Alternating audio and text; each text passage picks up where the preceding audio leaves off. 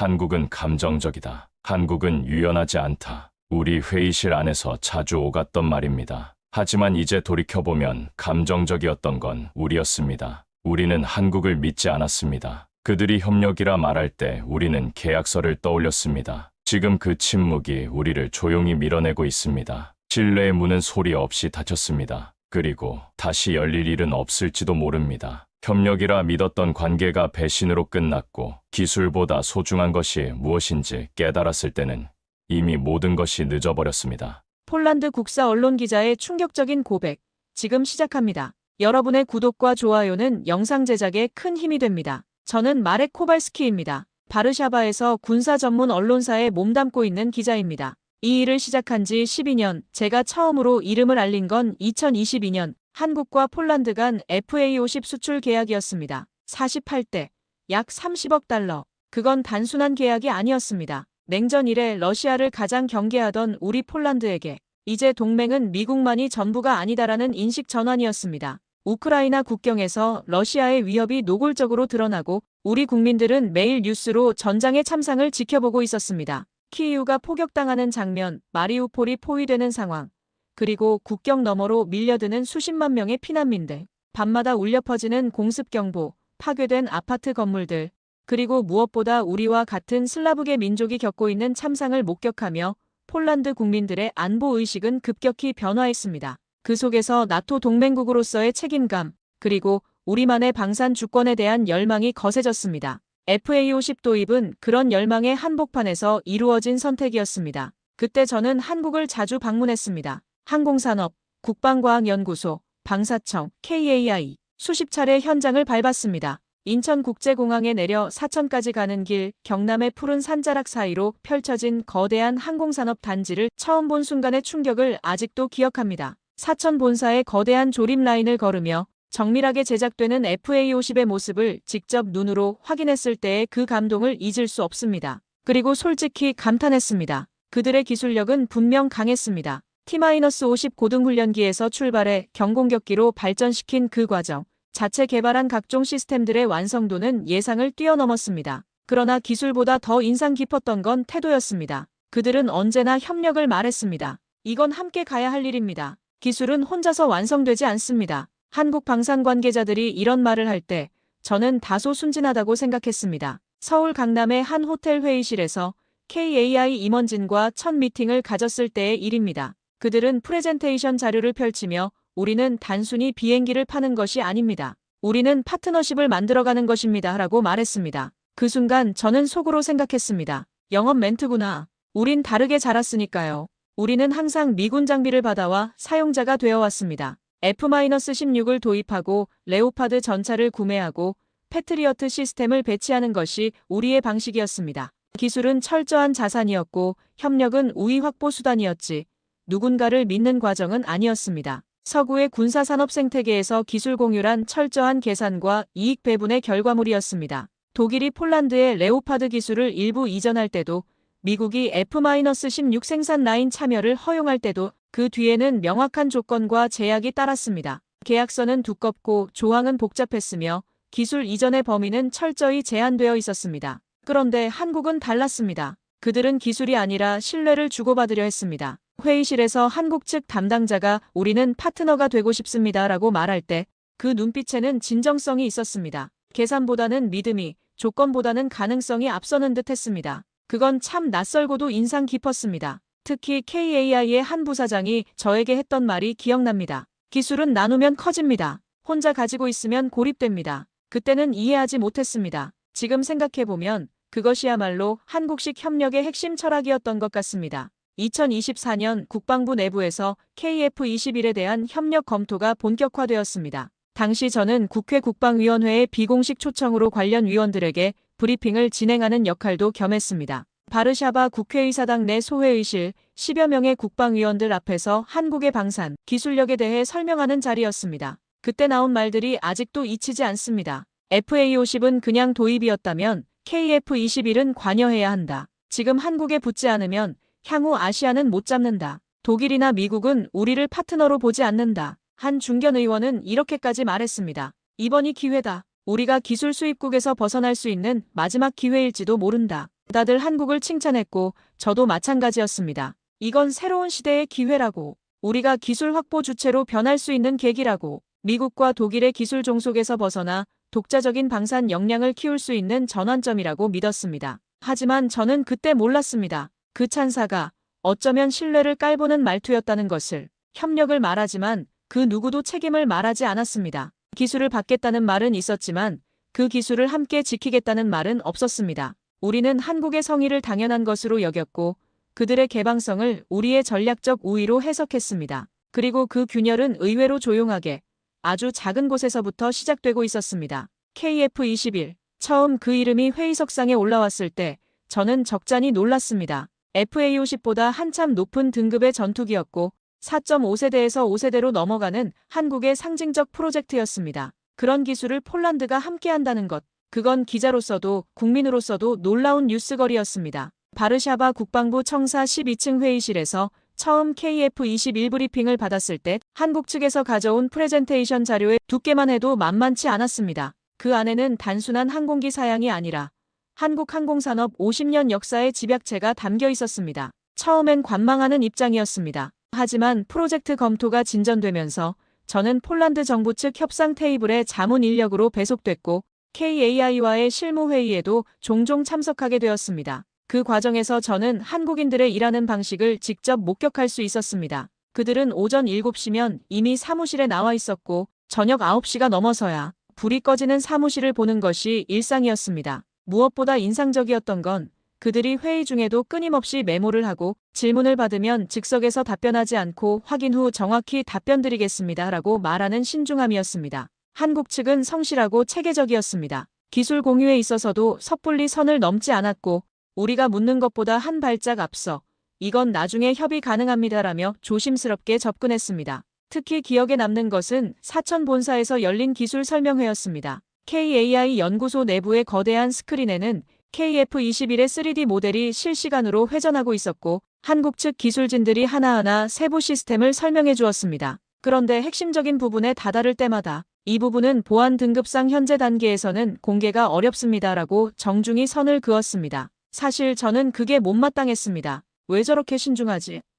우린 파트너인데 저 정도는 미리 열어줘야 하지 않나? 심지어 어떤 동료는 회의 끝나고 제게 귓속말로 말했습니다. 쟤넨 협력하는 척하면서 결국 자기들 기술만 지키려는 거야. 그 동료는 폴란드 방산청에서 20년간 일한 베테랑이었습니다. 독일 레오파드 도입 과정도 겪었고 미국 F-16 협상도 담당했던 사람이었습니다. 그런 그가 보기에 한국의 태도는 지나치게 보수적이고 폐쇄적으로 보였던 것 같습니다. 그 말을 듣고도 저는 크게 반응하지 않았습니다. 왜냐면 저 역시 비슷한 생각을 하고 있었으니까요. 그땐 그랬습니다. 협력이라는 건 서로 가진 걸 나누는 것이고 우린 가진 게 별로 없으니 그들이 가진 걸 더 받아내는 게 전략이라고 생각했습니다. 솔직히 말하면 우리는 한국을 기술 공급처로 보고 있었습니다. 물론 공식적으로는 파트너십이라고 불렀지만 내심으로는 우리가 돈을 내니 기술을 달라는 관계로 이해하고 있었던 것입니다. 하지만 그 생각은 KAI 본사에 직접 가서 실무진과 대면하며 서서히 흔들리기 시작했습니다.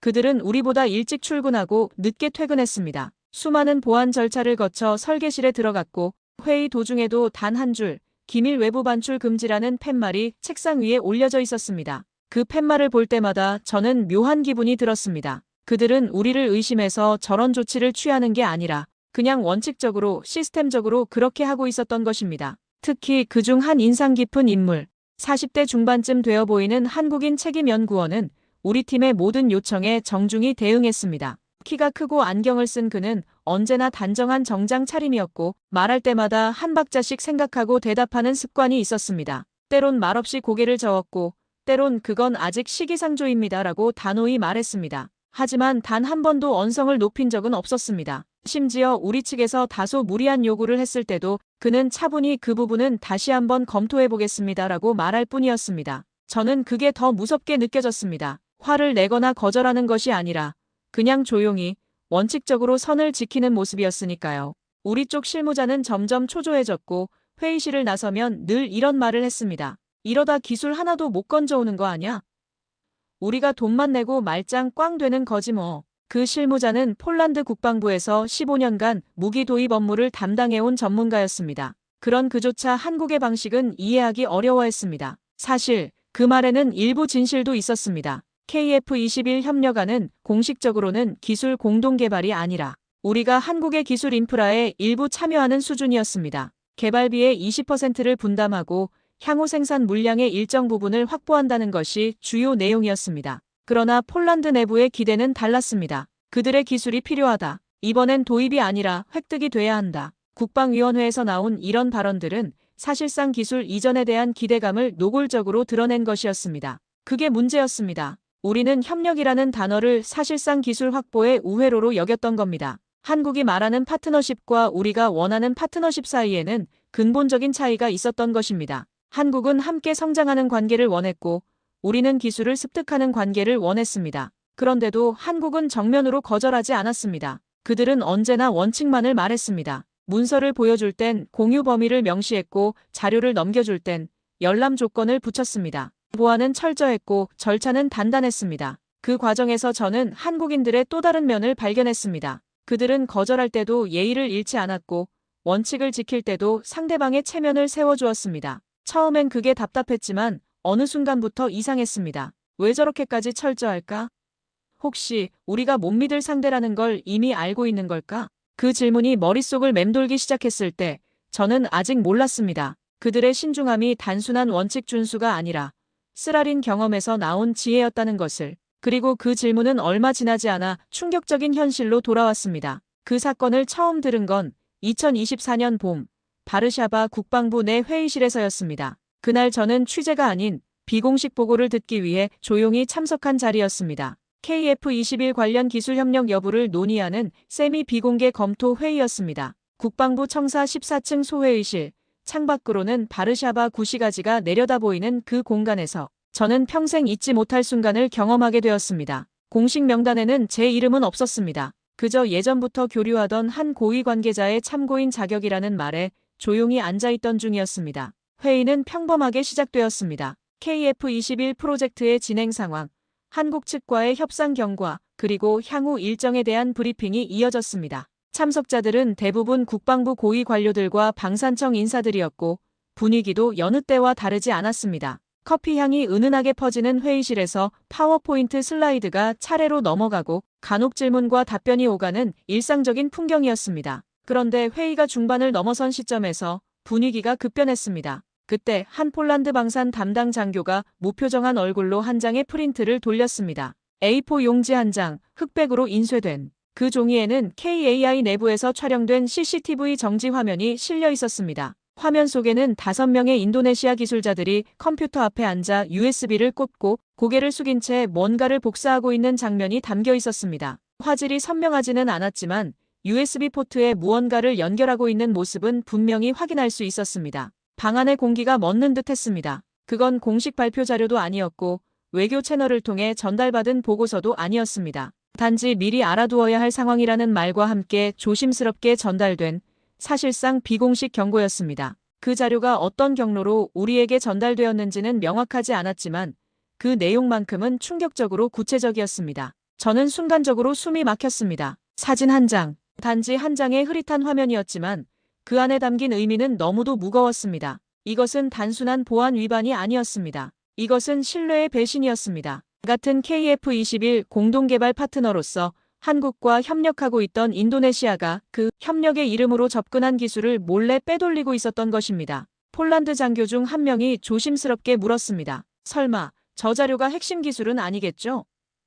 그의 목소리에는 간절한 희망이 섞여 있었습니다. 혹시 이것이 단순한 오해나 사소한 문제이기를 바라는 마음이 역력했습니다. 그러나 그러자 옆에 앉아있던 방산청 연락관이 낮은 목소리로 답했습니다. 정확한 분류는 검찰 수사 결과를 지켜봐야겠지만 6,600건 중 일부는 이미 인도네시아어로 번역된 파일도 있었습니다. 6,600건. 그 숫자가 회의실을 무겁게 짓눌렀습니다. 이것은 실수나 우연이 아니라 체계적이고 계획적인 행위였습니다. 더욱 충격적인 것은 일부 파일이 이미 인도네시아어로 번역되어 있었다는 사실이었습니다. 이는 단순히 현장에서 즉흥적으로 일어난 일이 아니라 사전에 치밀하게 계획된 기술 유출 작업이었음을 의미했습니다. 순간 회의실의 벽시계 소리마저 귀에 박혔습니다. 그 누구도 말을 잇지 못했습니다. 한동안 정적만이 회의실을 지배했습니다. 참석자들은 각자 그 자료를 다시 한번 들여다보며 이 사건의 파급력을 가늠해보고 있었습니다. 그건 단순한 기술 도난이 아니었습니다.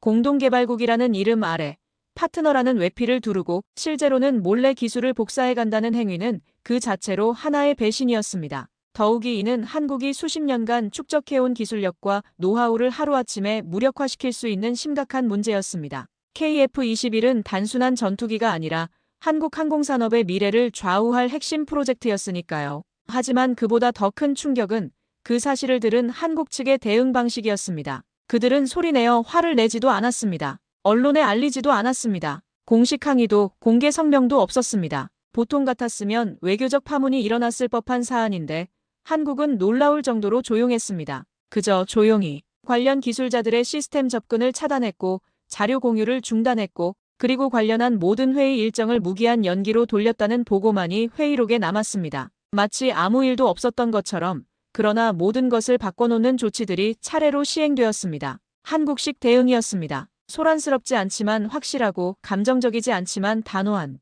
그 침묵이 무서웠습니다. 그건 무관심이나 체념이 아니라 정확한 계산과 신뢰의 철회라는 냉정한 판단처럼 느껴졌습니다. 한국은 분노를 표출하는 대신 시스템을 차단했습니다. 항의하는 대신 관계를 정리했습니다. 그리고 그 모든 과정이 너무나 조용하고 체계적이어서 오히려 더 무서웠습니다. 그날 저는 혼란스러웠습니다. 그 침묵이 내포한 메시지를 그때는 다 이해하지 못했으니까요. 하지만 확실한 건 하나였습니다. 그날 그 회의실 안에서 한국은 기술을 지킨 것이 아니라 신뢰의 문을 하나씩 닫아가고 있었던 것이라는 사실이었습니다. 그리고 그 문은 우리에게도 언제든 닫힐 수 있는 문이라는 것을 그때 처음 실감했습니다. 2024년 봄, 그 사건은 바르샤바 국방부 내 비공식 회의에서 보다 구체적으로 다뤄졌습니다. 며칠 전 처음 소식을 들었을 때만 해도 솔직히 믿고 싶지 않았습니다. 설마 같은 파트너인 인도네시아가 그랬을까? 그날 회의실의 공기가 멈춘 듯 했던 건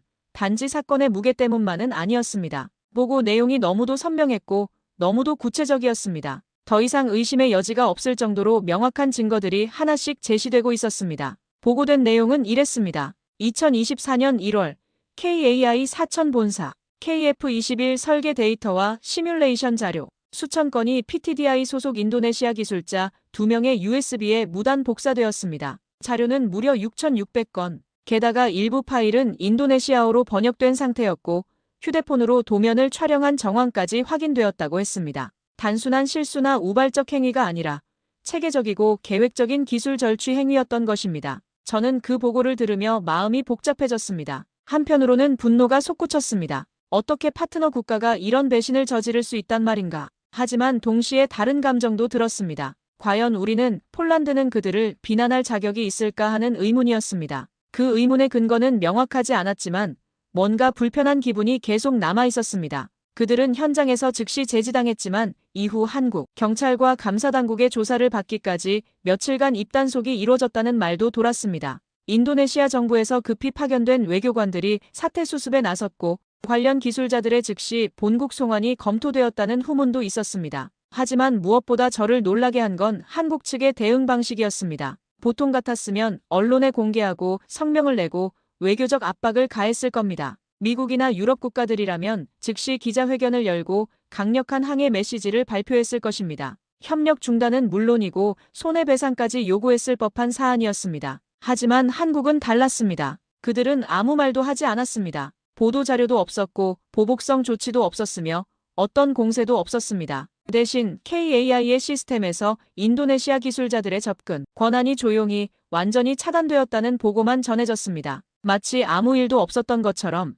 그러나 모든 것을 바꿔놓는 조치가 은밀하게 시행되었습니다. 공유 중이던 기술 자료는 회수되었고 예정된 회의들은 무기한 연기되었으며 협력 채널은 하나둘씩 차단되어 갔습니다. 그것은 추방이 아니라 단절이었습니다. 감정적인 반응이 아니라 시스템적인 대응이었습니다. 한국은 분노를 드러내지 않았지만 그보다 더 결정적인 조치를 취했습니다. 신뢰의 기반 자체를 제거해버린 것입니다. 우린 기술을 내어준 적 없다. 다만 함께 가는 길을 보여줬을 뿐이다. 그 회의에서 한 참석자가 한국 측 인사가 했다는 말을 인용해 전했을 때 저는 문득 등골이 서늘해졌습니다. 그 말 속에는 한국의 철학이 고스란히 담겨 있었습니다. 그들에게 기술 공유는 단순한 정보 전달이 아니라 신뢰의 표현이었습니다. 그리고 그 신뢰가 배신당했을 때 그들은 모든 것을 회수했습니다. 감정적으로 대응하지 않았지만 그보다 더 냉정하고 효과적인 방식으로 관계를 정리했습니다. 그건 단순한 데이터 도난 사건이 아니었습니다. 그건 한국이 믿었던 협력의 방식이 깨진 순간이었습니다.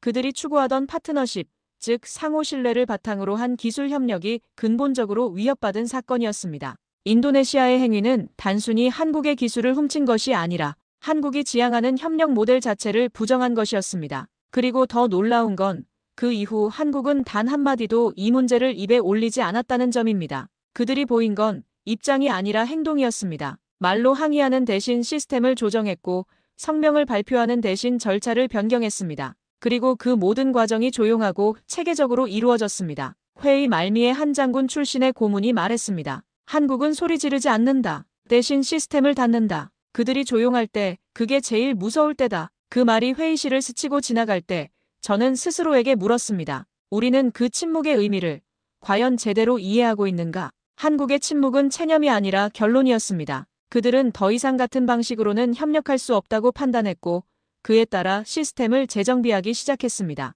인도네시아와의 관계뿐만 아니라 모든 파트너십에 대한 접근 방식을 근본적으로 재검토하기 시작한 것입니다. 그날 이후였습니다. 저의 마음속에서도 뭔가 조용히 닫히고 있다는 느낌이 들기 시작한 건 그리고 그 느낌은 점점 더 강해져 갔습니다. 마치 우리도 폴란드도 그 조용한 심판의 대상이 될 수 있다는 예감이 들기 시작했습니다. 그 소문은 처음 회의실 구석에서 흘러나왔습니다. K2 전차 한 대가 극비리에 분해되었고 FA-50 항공기의 핵심 부품이 바르샤바 외곽연구소에서 분석에 들어갔다는 이야기였습니다. 처음에는 단순한 루머로 치부하려 했습니다. 하지만 그 이야기가 여러 경로를 통해 반복해서 들려오기 시작했을 때 저는 더 이상 무시할 수 없다는 것을 깨달았습니다. 그 자료들은 독일 방산기술진과의 비공식 협의를 위해 정리되었다고 했습니다. 라인메탈과 크라우스-마파이 같은 독일 방산업체들이 한국 기술에 관심을 보이고 있었고 폴란드가 중간 역할을 하며 일종의 기술 브로커 역할을 하고 있다는 것이었습니다.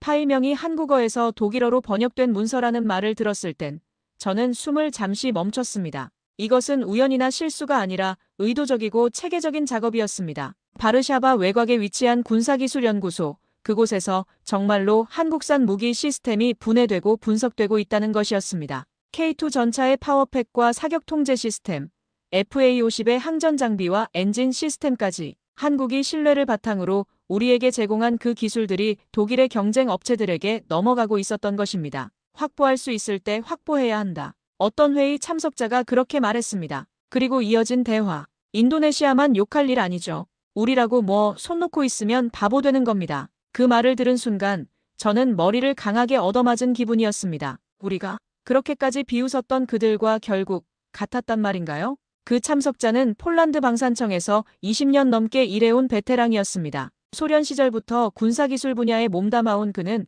냉전의 현실주의를 몸소 체험한 사람이었습니다. 그런 그에게 기술 분석은 당연한 일이었고 정보 수집은 필수적인 업무였습니다. 기술이란 건 가져올 수 있을 때 가져와야 하는 거야. 그게 현실이고 그게 국익이야. 그의 말에는 확신이 있었습니다. 하지만 저는 그날 밤 집으로 돌아오지 못했습니다. 취재도 아니고 기획기사도 아니었습니다. 단지 한 사람으로서 부끄러웠습니다. 우리가 인도네시아를 향해 쏟아냈던 그 분노와 비난들이 고스란히 우리에게 돌아오는 것 같았습니다. 우리는 그들을 배신자라고 불렀고 신뢰를 저버린 파트너라고 비판했습니다. 하지만 정작 우리는 어떠했습니까? 한국은 아무 말도 하지 않았습니다. 그 어떤 언론 플레이도 공식 반응도 없었습니다. 그들은 조용히 연락망을 닫고 기술 채널을 정리해갔습니다. 정확하고 단호하고 아주 절제된 방식으로. 인도네시아 사건 때와 마찬가지로 한국은 소란스럽게 대응하지 않았습니다. 대신 시스템적으로, 체계적으로 관계를 정리해 나갔습니다. 그들의 침묵이야말로 가장 완성된 분노였습니다.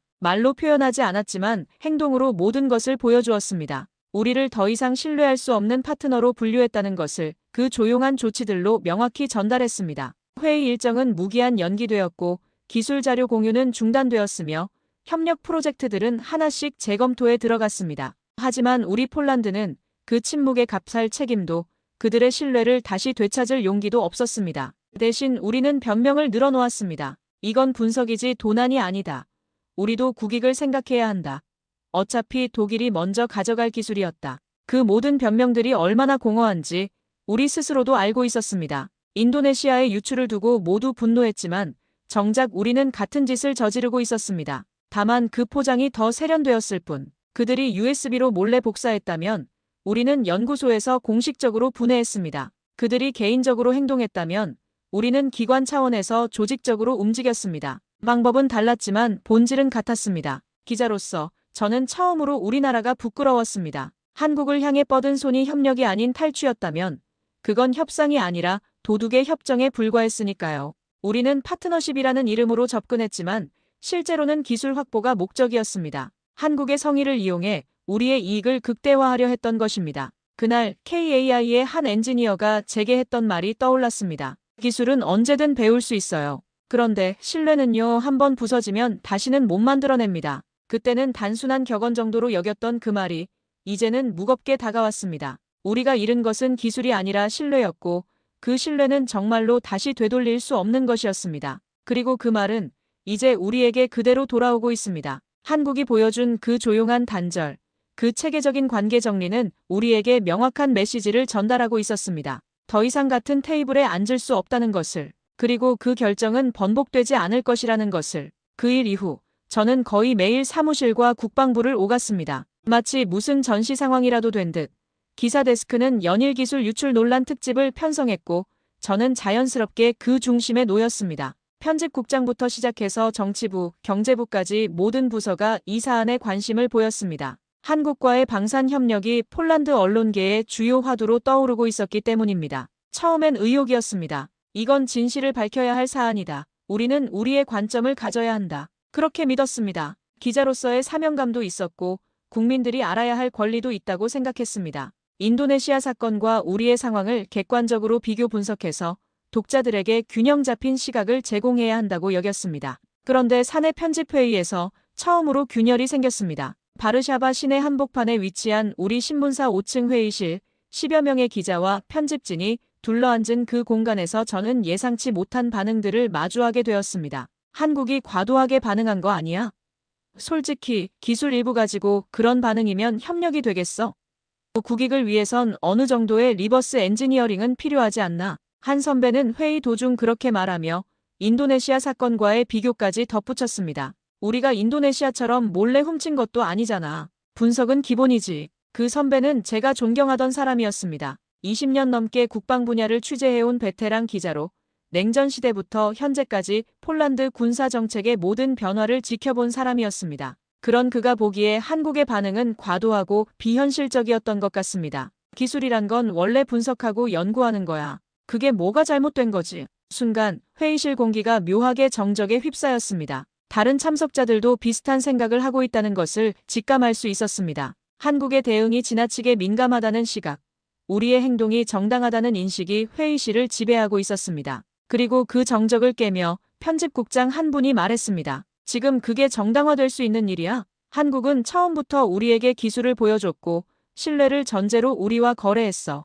그걸 분석이라는 이름으로 넘기려 한 게 사실이라면 우리가 인도네시아보다 나을 게 뭐가 있지? 편집국장의 말에는 무거운 진실이 담겨 있었습니다. 방법의 차이는 있었지만 본질적으로는 같은 배신 행위였다는 것입니다. 인도네시아가 몰래 USB에 복사했다면 우리는 공식적으로 분해해서 독일에 넘겼습니다. 어느 쪽이 더 나쁘다고 할 수 있을까요? 그 말에 아무도 반박하지 못했습니다. 회의실은 다시 한번 정적에 빠져들었고 저는 그 순간 깨달았습니다. 이 문제에 대해 우리 사회가 얼마나 분열되어 있는지를, 그리고 그 분열의 근본 원인이 무엇인지를. 제가 기사를 쓸 수 없었던 건 정보가 부족해서가 아니라 그 모든 정보가 저를 가만히 두지 않았기 때문입니다. 팩트는 명확했습니다. 하지만 그 팩트들이 그려내는 진실은 너무나 불편했고 너무나 부끄러웠습니다. 기자로서 객관성을 유지해야 한다는 것을 알고 있었지만 인간으로서는 도저히 중립적일 수 없었습니다. 며칠 뒤 저는 독일 출장을 다녀온 후배 기자에게 조용히 물었습니다.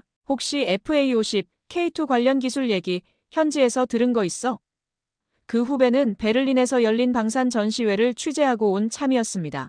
유럽 주요 방산업체들이 모이는 그 자리에서 혹시 우리와 관련된 이야기가 나왔는지 궁금했습니다. 그 후배는 잠시 머무시다가 말했습니다. 비공식이지만 현지 분석팀에서 폴란드에서 확보한 내부 설계 데이터를 일부 공유받았다는 이야기는 있었어요. 공식 발표는 아니지만 그 말을 들은 순간 저는 모든 것이 무너지는 느낌이었습니다. 우리의 행위가 단순한 분석이 아니라 체계적인 기술 유출이었다는 것이 확인된 순간이었습니다. 그날 밤 저는 집에 돌아와 제 기사 초안을 찢어버렸습니다. 며칠 동안 공들여 작성한 원고였지만 더 이상 의미가 없다고 생각했습니다. 객관적인 보도라고 포장했지만 결국은 우리의 잘못을 희석시키려는 변명에 불과했으니까요. 이건 더 이상 기술의 문제가 아니었습니다. 이건 관계의 문제였습니다. 우리가 스스로 자부하던 신뢰의 파트너 자격을 무너뜨린 것이었습니다. 한국이 우리를 믿고 기술을 공유했는데 우리는 그 신뢰를 배신했습니다. 그리고 그 배신을 정당화하려고 온갖 이유를 갖다 붙였습니다. 한국은 여전히 아무 말도 하지 않았습니다. 추가 계약도 후속 협력도 설명도 없었습니다. 대신 조용히 시스템을 닫았습니다. 그리고 그 조용한 단절이야말로 가장 분명한 경고였습니다. 더 이상 같은 방식으로는 함께할 수 없다는 메시지였습니다. 그리고 그때 제가 가장 괴로웠던 건 그 침묵이 충분히 이해된다는 사실이었습니다. 만약 제가 한국의 입장이었다면 저 역시 같은 선택을 했을 것입니다. 신뢰를 배신한 파트너와는 더 이상 협력할 수 없다고 판단했을 것입니다. 며칠 뒤 저와 가까운 한 동료 기자가 충격적인 정보를 전해주었습니다. 독일 쪽에서 K2 모듈 도면이 내부 검토에 올라왔다는 것이었습니다. 폴란드군 기술연구소 내에서 누군가가 넘겼는지는 확실하지 않지만 분명한 움직임이 있었다는 것이었습니다. 그 동료는 유럽 방산업계의 정통한 베테랑 기자였습니다. 독일의 라인메탈이나 크라우스 마파이 같은 업체들과 오랜 인맥을 유지하고 있었고 업계 내부 소식에 밝았습니다. 그런 그가 전해준 정보였기에 더욱 충격적이었습니다. 처음엔 믿지 않으려 했습니다. 정확한 출처도 문서도 없는 소문이라고 생각하고 싶었습니다. 하지만 비슷한 이야기가 점점 여러 루트를 통해 들려오기 시작했습니다. 브뤼셀의 EU 방산청, 베를린의 연방국방부, 심지어 파리의 탈레스 본사에서까지 비슷한 정보들이 흘러나오고 있었습니다. 이것은 더 이상 단순한 루머가 아니었습니다. 체계적이고 광범위한 정보 유출이 진행되고 있었던 것입니다. FA50의 일부 개통도를 분해 분석한 보고서가 독일 방산 기업에 전달되었다는 소식도 들려왔습니다. 그 보고서에는 한국이 독자 개발한 AESA 레이더 시스템의 핵심 구조와 신호 처리 알고리즘이 포함되어 있다고 했습니다. K239 천무 관련 체계 자료가 나토 내 회의에서 언급되었다는 소문도 있었습니다. 그리고 결정적으로 독일 쪽 군사 전문지에서 한국산 기술의 상업적 확장성을 분석한 비공식 논문이 유출되었다는 경고까지 나왔습니다. 그 논문의 제목은 충격적이었습니다. 동아시아 방산 기술의 유럽 시장 적용 가능성 폴란드 경험을 중심으로라고 했습니다. 마치 우리가 한국 기술의 실험 대상이었다는 듯한 표현이었습니다. 그리고 그 논문에는 폴란드에서 확보한 기술 데이터를 바탕으로 한 분석 결과들이 상세히 기록되어 있다고 했습니다. 한국의 기술력을 평가하고 유럽 시장에서의 경쟁력을 분석한 내용들이었습니다. 그 순간 저는 모든 것을 깨달았습니다. 우리는 인도네시아와 다르지 않았다는 것을. 아니, 어떤 면에서는 더 나빴을지도 모릅니다. 그들이 기술을 몰래 복사했다면 우리는 협력의 이름으로 기술을 분해하고 팔아넘긴 것이었습니다. 더 치밀하게, 더 조용하게, 더 서구식으로 말입니다. 인도네시아의 행위가 개인적이고 즉흥적이었다면 우리의 행위는 기관적이고 계획적이었습니다. 회사의 데스크는 처음엔 그런 저를 말렸습니다. 그게 진짜라고 해도 우리가 확인할 수 있는 것은 없다고 했습니다. 독일이 아니면 결국 미국이 먼저 가질 기술인데 무엇이 문제냐고 반문했습니다. 이건 국익이니까 기자 개인의 감정은 접어두라고도 했습니다. 데스크 에디터는 30년 넘게 국방 분야를 다뤄온 언론계의 거물이었습니다. 그 말에 저는 처음으로 진정한 분노를 느꼈습니다. 동료였고 선배였고 제게 많은 것을 가르쳐준 사람이었는데 그 순간만큼은 정말 모욕감을 느꼈습니다. 기자 노릇을 접어두라는 말이 특히 가슴에 박혔습니다. 진실을 추구하는 것이 기자의 본분인데 국익이라는 이름으로 그것을 포기하라는 것이었습니다. 하지만 과연 이것이 진정한 국익이었을까요? 인도네시아 사건에 대해 그렇게 분노했던 우리였습니다. 기술을 훔쳤다, 신뢰를 배신했다는 말을 기사 제목으로 써가며 그들을 조롱하고 분노하고 우리와 다르다고 믿었던 우리였습니다. 제가 직접 쓴 기사 제목이 파트너십의 가면을 쓴 기술 도둑이었습니다. 얼마나 신랄하게 그들을 비판했던지 지금 생각해보면 부끄러울 정도입니다. 그런 기사들이 폴란드 언론을 통해 연일 쏟아져 나왔고 국민들의 분노도 높았습니다. 그런데 지금 제 앞에 펼쳐진 이 장면은 완전한 거울이었습니다. 우리는 신뢰를 팔아넘겼습니다. 한국이 보여준 성의와 개방성을 우리는 하나의 상품으로 취급했습니다. 그들의 기술을 분석해서 독일에 넘기고 그 대가로 우리가 원하는 다른 기술이나 혜택을 얻으려 했던 것입니다. 한국의 진정성을 우리의 전략적 자산으로 전환시킨 것이었습니다. 한국은 우리에게 그 어떤 조건보다 많은 것을 열어주었습니다. KAI의 문서 보안은 원칙을 지키면서도 가능한 범위 내에서 최선을 다해 우리를 믿어주었습니다. 그들은 단순히 무기를 판매하는 것이 아니라 진정한 파트너십을 구축하려 했습니다. 기술 이전이 아니라 신뢰 이전이었습니다. 그런데 우리는 그것을 하나의 자산 취득으로만 이해했고 결국 독일과 미국 사이에서 협상용 카드로 넘겨버렸습니다. 누구나 하는 일이라는 말들이 지금도 들립니다. 기술이란 건 공유되게 되어 있다는 변명도 있었습니다. 그들이 너무 이상적이라는 평가도 있었습니다. 그 말들이 사무실 곳곳에서, 회의실에서, 심지어 국방부 복도에서까지 공공연하게 오갔습니다. 마치 우리의 행위를 정당화하려는 집단적 자기 최면 같았습니다. 그리고 저는 이 말들을 믿지 않기로 했습니다. 그건 단순한 현실주의가 아니라 철학의 실종이었으니까요. 신뢰라는 가치를 포기하고 단기적 이익만을 추구하는 근시안적 사고였으니까요. 한국이 우리에게 보여준 것은 단순한 기술이 아니라 협력의 철학이었는데 우리는 그 철학은 외면하고 기술만 빼내었던 것입니다. 그리고 저는 깨달았습니다. 우리가 잃은 것은 기술이 아니라 품격이었다는 것을. 그리고 그 품격은 한번 잃으면 되찾기 어려운 것이라는 것을. 그날 이후 저는 점점 이상한 공백을 느끼기 시작했습니다. 기사를 위해 다시 연락했던 KAI 홍보팀은 예전처럼 반갑게 전화를 받지 않았습니다. 방사청 출입 등록도 이상하게 지연되었고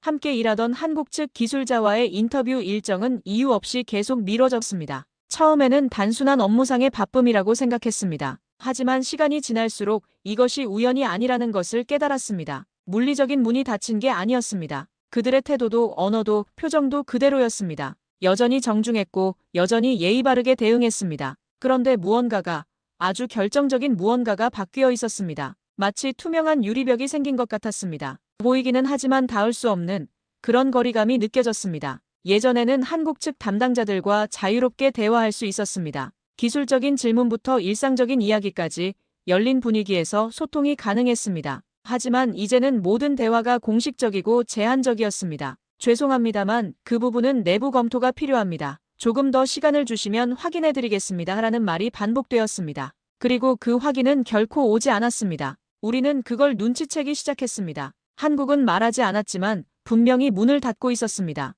그것은 감정적인 반응이 아니라 시스템적인 조치였습니다. 협력부서 간 정례회의가 연기되었고 KAI와의 기술 자문 세션은 무기한 보류되었습니다. 자연스럽게 흐르던 공유 자료들도 어느 순간 멈췄고 한국 측 담당자들은 검토 중입니다. 내부 확인이 필요합니다라는 말을 반복했습니다. 폴란드 국방부 내부에서도 이런 변화를 감지하기 시작했습니다. 한국과의 협력 창구 역할을 하던 부서에서는 뭔가 분위기가 이상하다는 보고가 올라왔습니다. 구체적으로 설명하기는 어렵지만 한국 측의 반응이 예전과 달라졌다는 것이었습니다. 더 신중해졌고 더 조심스러워졌으며 무엇보다 더 거리를 두기 시작했다는 것이었습니다. 그건 분명한 신호였습니다. 우리를 탓하지는 않았지만 더 이상 같은 테이블에 앉히지 않겠다는 의지였습니다. 한국은 직접적인 비난이나 공개적인 항해 대신 조용하고 체계적인 관계 정리를 선택했습니다. 그것은 어떤 면에서 가장 한국적인 대응 방식이었습니다. 소란스럽지 않지만 확실하고 감정적이지 않지만 단호한.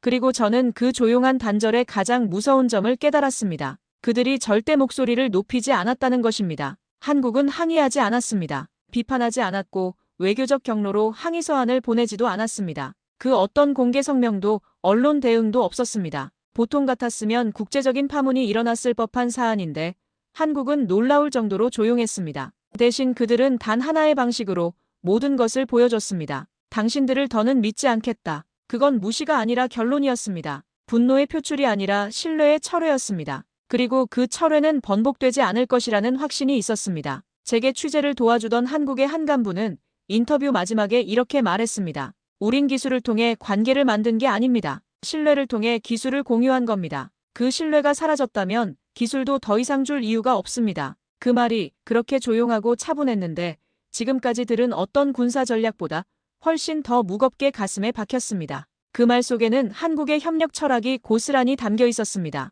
그들에게 기술 공유는 단순한 비즈니스가 아니라 신뢰의 표현이었습니다. 그리고 그 신뢰가 깨졌을 때 모든 것이 의미를 잃었던 것입니다. 기술은 수단이었고 신뢰가 목적이었는데 목적이 사라진 수단은 더 이상 존재할 이유가 없었던 것입니다. 한국은 아무 말도 하지 않았습니다. 하지만 그들의 침묵은 우리가 절대로 무시할 수 없는 결정이었습니다. 그들은 우리와의 관계를 재정의했습니다. 파트너에서 거래처로, 신뢰관계에서 계약관계로, 협력에서 거래로. 그리고 그 재정의는 우리의 동의를 구하지 않았습니다. 처음엔 믿고 싶지 않았습니다. 아무리 비공식 루머라 해도 폴란드 내부에서 FA50의 주요 부품을 분해해 독일 기술자와 회의했다는 이야기는 정말 믿고 싶지 않았습니다. 하지만 그 이야기가 단순한 소문이 아니라는 것을 점점 확신하게 되었습니다. 너무나 구체적이었고 너무나 일관성 있게 여러 경로에서 들려오고 있었기 때문입니다. 바르샤바 외곽에 위치한 군사기술연구소에서 실제로 분해 작업이 이루어졌다는 것이었습니다.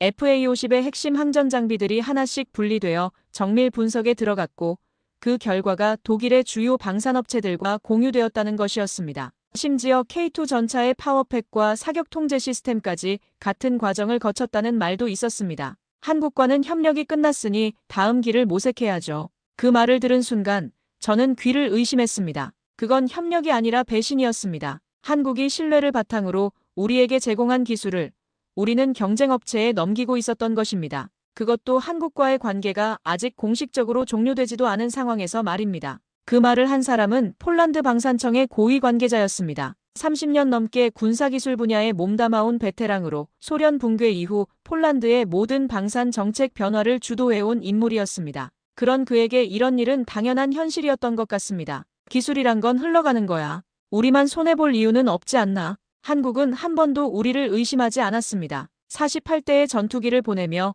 기술 이전 문서까지 넘겼습니다. 그 문서 안엔 단순한 설계도가 아니라 한국이 십수년간 지켜온 자존심이 담겨 있었습니다. T-50 개발부터 시작해서 FA50까지 발전시켜온 그 모든 노하우와 경험이 고스란히 들어있었습니다. 한국 항공산업의 DNA라고 할 수 있는 것들이었습니다. 그런데 우리는 그걸 분해했고 그 일부를 다른 나라에 보여줬습니다. 우리도 살아야 하니까요라는 핑계와 함께 그 핑계 뒤에는 더 깊은 계산이 있었습니다. 독일과의 관계 개선, 미국과의 협상력 확보, 그리고 유럽 방산업계에서의 입지 강화, 한국의 기술을 우리의 전략적 자산으로 활용한 것이었습니다. 저는 그날 이후 스스로에게 수없이 말했습니다. 그래도 우린 인도네시아와는 다르지 않나? 하지만 지금은 압니다. 우린 다르지 않았습니다. 문서를 훔치든 부품을 분해하든 본질은 같았습니다. 신뢰를 배신했다는 점에서 우리도 다르지 않았습니다. 방법만 달랐을 뿐 결과는 동일했습니다. 인도네시아가 개인적이고 즉흥적이었다면 우리는 조직적이고 계획적이었습니다. 그들이 몰래 USB에 복사했다면 우리는 공식적으로 분해해서 분석했습니다. 그들이 현장에서 급하게 행동했다면 우리는 체계적으로 장기 계획을 세워 실행했습니다. 어느 쪽이 더 나쁘다고 할 수 있을까요? 그런데도 우리 정부는 이 사실을 철저히 감췄습니다. 국민들은 아무것도 모른 채 양국 간 협력 재조율이라는 기계적인 언어만 들었습니다. 언론에서도 구체적인 사실은 보도되지 않았고 단지 협력 방식의 변화라는 추상적인 표현만이 사용되었습니다. 그건 비겁한 말이었습니다. 이건 조율이 아니라 협력의 종료였고 신뢰의 파산이었습니다. 한국이 우리를 더 이상 파트너로 보지 않는다는 선언이었습니다. 그리고 그 선언은 우리의 행동에 대한 당연한 결과였습니다. 그동안 우리가 자랑하던 동맹의 자부심은 결국 기술을 얻기 위한 포장지였는지도 모릅니다. 나토 회원국이라는 지위, 서구 민주주의 국가라는 정체성, 그 모든 것들이 사실은 우리의 이익을 극대화하기 위한 수단에 불과했던 거였습니다. 그리고 그 포장을 벗겨낸 뒤 남은 건 이기심과 계산, 그리고 책임에서 도망친 두려움뿐이었습니다. 저는 그때 이 나라가 부끄러웠습니다. 우리는 기술을 원했지만 그 기술을 지켜온 철학은 끝내 이해하지 못했던 것입니다. 한국이 추구하던 신뢰 기반의 협력, 상호 존중의 파트너십, 그런 가치들을 우리는 순진한 이상주의로 치부했습니다. 그리고 그 가치들을 배신하면서도 아무런 죄책감을 느끼지 않았습니다. 한국의 조용한 대응이 더욱 부끄럽게 만들었습니다. 그들은 우리를 비난하지 않았고 공개적으로 망신 주지도 않았습니다. 그저 조용히 문을 닫았을 뿐이었습니다. 그 품위 있는 대응이 오히려 우리의 잘못을 더욱 선명하게 부각시켰습니다. 만약 그들이 감정적으로 반응했다면 우리도 감정적으로 맞대응할 수 있었을 것입니다. 하지만 그들의 성숙한 대응 앞에서 우리는 할 말을 잃었습니다. 한국은 끝까지 아무 말도 하지 않았습니다. 비난도 없었고 해명도 없었습니다. 그들은 단지 시스템을 닫았습니다. 우린 처음엔 몰랐습니다. 그 침묵이야말로 가장 날카로운 단절이었다는 것을요. 감정적인 분노보다 훨씬 더 냉정하고 일시적인 항의보다 훨씬 더 지속적인 결론이었다는 것을 말입니다. 폴란드 국방부 내부에서도 한국의 반응을 정확히 파악하지 못했습니다. 공식적인 항의도 없었고 외교적 압박도 없었으며 언론을 통한 공세도 없었습니다. 그래서 처음에는 별일 아닌 모양이다라는 안일한 분석이 나오기도 했습니다. 한국 특성상 조용히 넘어갈 것이라는 전망도 있었습니다. 하지만 시간이 지나면서 그것이 얼마나 잘못된 판단이었는지 드러났습니다. 한국의 침묵은 체념이 아니라 결단이었습니다. 그들은 더 이상 같은 방식으로는 우리와 협력할 수 없다고 판단했고 그에 따라 모든 시스템을 재정비하기 시작했습니다. 조용하지만 철저하게, 감정적이지 않지만 단호하게. 우리는 말로는 협력을 이야기했고 행동으로는 기술을 뜯어내 독일로 넘겼습니다. 그게 우리만의 생존 방식이라 말했지만 실상은 믿음을 판 것이었습니다. 한국이 보여준 신뢰를 우리의 협상 카드로 전환시킨 것이었습니다. 그들의 개방성을 우리의 전략적 이익으로 활용한 것이었습니다. 이제 와서 어쩔 수 없었다고 말하는 건 인도네시아가 했던 변명과 다르지 않았습니다. 국익을 위해서, 생존을 위해서, 현실적으로 어쩔 수 없어서. 그 모든 변명들이 결국은 같은 뿌리에서 나온 것이었습니다. 신뢰보다는 이익을, 관계보다는 거래를 우선시하는 사고방식이었습니다. 예전엔 분노했습니다. 인도네시아 기술자가 문서를 몰래 복사했다며 한국 국민의 세금을 우롱했다며 말이죠. 제가 쓴 기사들을 다시 읽어보니 부끄러웠습니다. 신뢰를 배신한 파트너, 협력의 가면을 쓴 도둑. 그런 표현들로 그들을 비판했던 것이 이제는 고스란히 우리에게 돌아오고 있었습니다. 하지만 저는 봤습니다. 들었습니다. 그리고 조용히 기록해두었습니다. 기자로서가 아니라 폴란드라는 이름이 부끄러웠던 한 사람으로서 우리가 저지른 일들을, 우리가 배신한 신뢰를, 우리가 팔아넘긴 품격을 모두 기억하고 있습니다. 그날 한국은 아무 말도 하지 않았습니다. 하지만 그 침묵은 제게 이렇게 말하는 듯 했습니다. 이젠 너희도 믿을 수 없다. 그 말이 가슴에 박힌 것은 그것이 진실이었기 때문입니다. 우리는 정말로 믿을 수 없는 파트너가 되어버렸습니다. 그리고 저는 압니다. 그날 신뢰는 죽었습니다. 한국과 폴란드 사이에 존재했던 그 소중한 신뢰가 우리 손으로 파괴되었습니다. 그 문은 이제 다시 열리지 않을 것입니다. 아니, 열릴 자격을 우리가 스스로 포기해버렸습니다. 우리는 기술을 얻었는지 모르지만 진짜 중요한 걸 잃었습니다. 신뢰를 잃었고 품격을 잃었으며 파트너로서의 자격을 잃었습니다. 단기적인 이익을 위해 장기적인 관계를 희생시켰습니다. 눈앞의 기술을 위해 미래의 협력을 포기했습니다. 그 침묵 앞에서 저는 한나라의 국민으로서 미안했습니다. 그리고 기자로서 그 조용한 대응이 얼마나 현명했는지 이제야 깨달았습니다. 한국은 분노하지 않았습니다. 대신 품위를 지켰고 원칙을 지켰습니다. 그래서 더 깊이 우리의 잘못을 되돌아보게 만들었습니다. 감정적으로 대응했다면 우리도 감정적으로 맞대응할 수 있었을 것입니다. 하지만 그들의 성숙한 침묵 앞에서 우리는 할 말을 잃었습니다. 변명의 여지도 정당화의 논리도 찾을 수 없었습니다. 오직 부끄러움만이 남았습니다. 그날 이후 저는 알게 되었습니다. 신뢰는 기술보다 귀하고 신뢰를 잃는 순간 그 어떤 협력도 다시는 시작될 수 없다는 것을, 그리고 그 신뢰는 한번 깨지면 결코 원상 회복될 수 없는 것이라는 것을, 우리가 한국에게 입힌 상처는 시간이 지나도 아물지 않을 것이고 우리가 저지른 배신은 영원히 기억될 것입니다. 한국의 조용한 침묵이 우리에게 남긴 마지막 교훈이었습니다. 진정한 힘은 소리에 있지 않고 진정한 분노는 침묵에 있으며 진정한 단절은 말이 아닌 행동으로 이루어진다는 것을, 그리고 그 모든 것을 우리는 너무 늦게 깨달았습니다. 오늘 사연에 대한 여러분의 생각을 댓글로 남겨주세요. 감동뭉클에서는 여러분의 소중한 마음을 모아 사연 주인공들에게 전해드리고 있습니다. 여러분 주변에 감동적이거나 재미있는 실제 사연들을 제보받고 있으니 언제든 저희 공식 메일로 제보해주세요. 오늘 들려드린 사연에 공감하셨다면 구독과 좋아요 눌러주시고 주변 분들과도 공유해주세요. 여러분의 작은 관심과 응원이 더욱 좋은 콘텐츠를 만드는 데 큰 힘이 됩니다. 오늘도 여러분의 하루의 작은 즐거움이라도 되었기를 바라며 지금까지 감동뭉클이었습니다. 끝까지 시청해주셔서 감사합니다. 다음에 더 감동적인 사연으로 찾아뵙겠습니다.